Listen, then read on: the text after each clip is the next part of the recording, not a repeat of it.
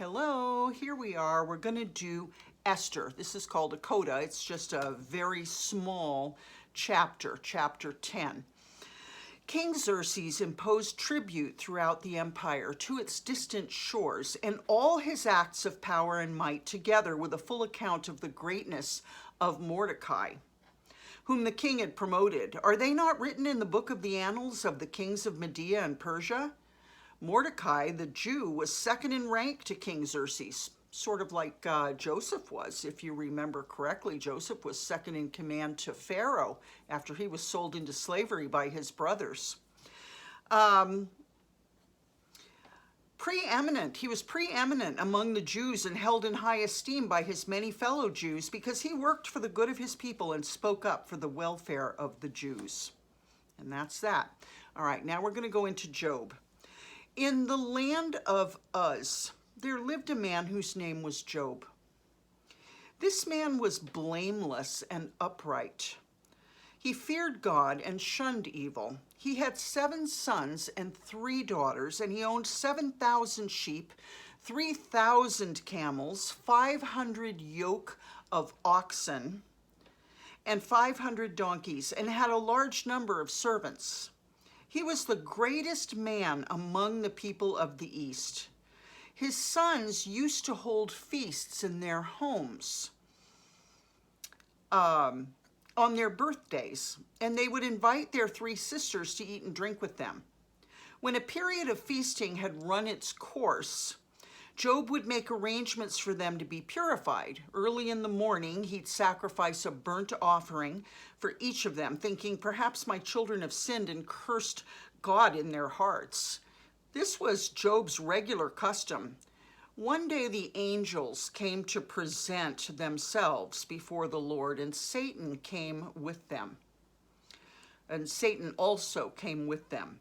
The Lord said to Satan, "Where have you come from?" Satan answered the Lord, "From roaming throughout the earth, going back and forth on it."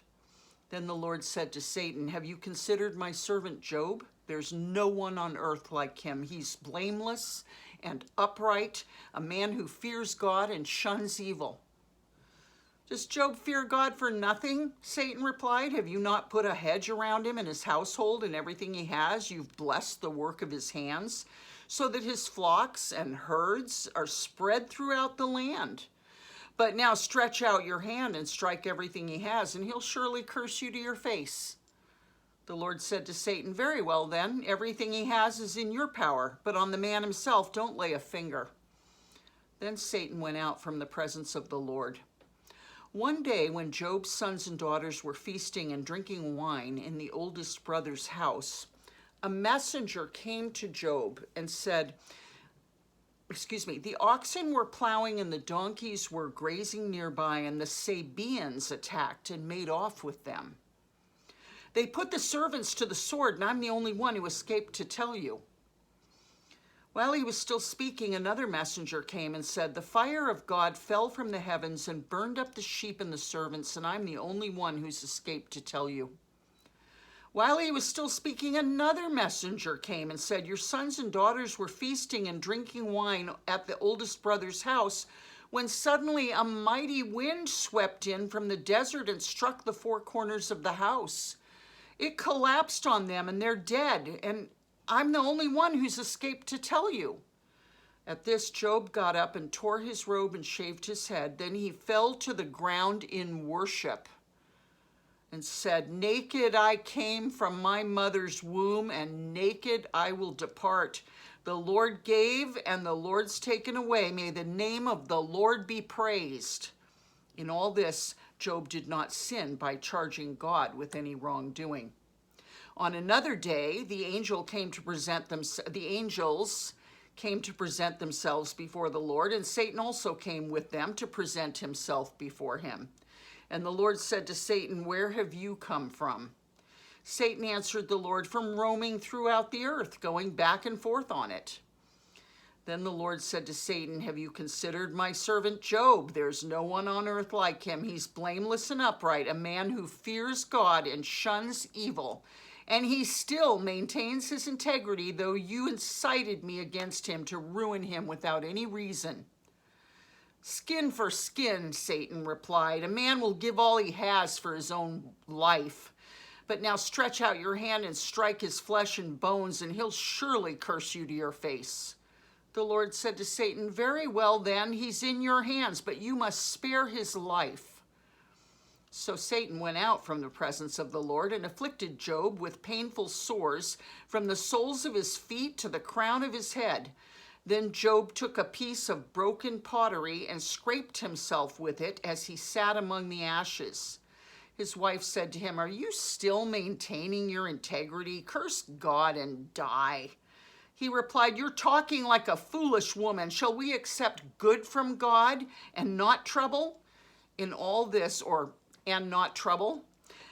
In all this, Job did not sin in what he said. When Job's three friends, Eliphaz the Temanite, Bildad the Shuhite, and Zophar the Naamathite, heard about all the troubles that had come upon him, they set out from their homes and met together by agreement to go and sympathize with him and comfort him. When they saw him from a distance, they could hardly recognize him. They began to weep aloud, and they tore their robes and sprinkled dust on their heads. Then they sat on the ground with him for 7 days and 7 nights. No one said a word to him because they saw how great his suffering was. After this, Job opened his mouth and cursed the day of his birth. He said, may the day of my birth perish, and the night that said, a boy is conceived. That day, may it turn to darkness. May God above not care about it. May no light shine on it. May gloom and utter darkness claim it once more. May a cloud settle over it. May blackness overwhelm it. May that night, may thick darkness seize it. May it not be included among the days of the year, nor be entered in any of the months. May that night be barren. May no shout of joy be heard in it. May those who curse days curse that day. Those who are ready to rouse Leviathan, may its morning stars become dark. May it wait for daylight in vain and not see the first rays of dawn, for it didn't shut the doors of the womb on me to hide trouble from my eyes. Now, we're not sure what Leviathan is. We'll discuss that later, okay? Why did I not perish at birth and die as I came from the womb? Why were there knees to receive me and breasts that I might be nursed? For now I'd be lying down in peace, I'd be asleep and at rest, with kings and rulers of the earth who built for themselves places, now lying in ruins, with princes who had gold, who filled their houses with silver. Oh, why was I not hidden away in the ground like a stillborn child, like an infant who never saw the light of day? There the wicked cease from turmoil, and there the weary are at rest.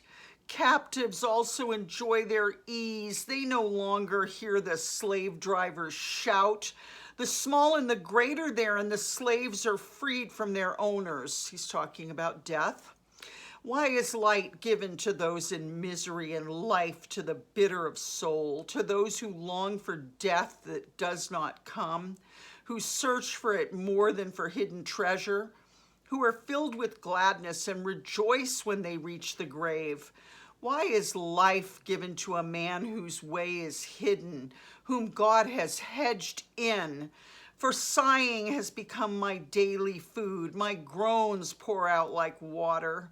What I feared has come upon me. What I dreaded has happened to me. I have no peace, no quietness. I have no rest, but only turmoil. And that's that. I love you very much. Tomorrow we'll go on and we'll see what happens with Job, and we'll hear God's answer to Job. I love you. Have a wonderful evening. Bye-bye.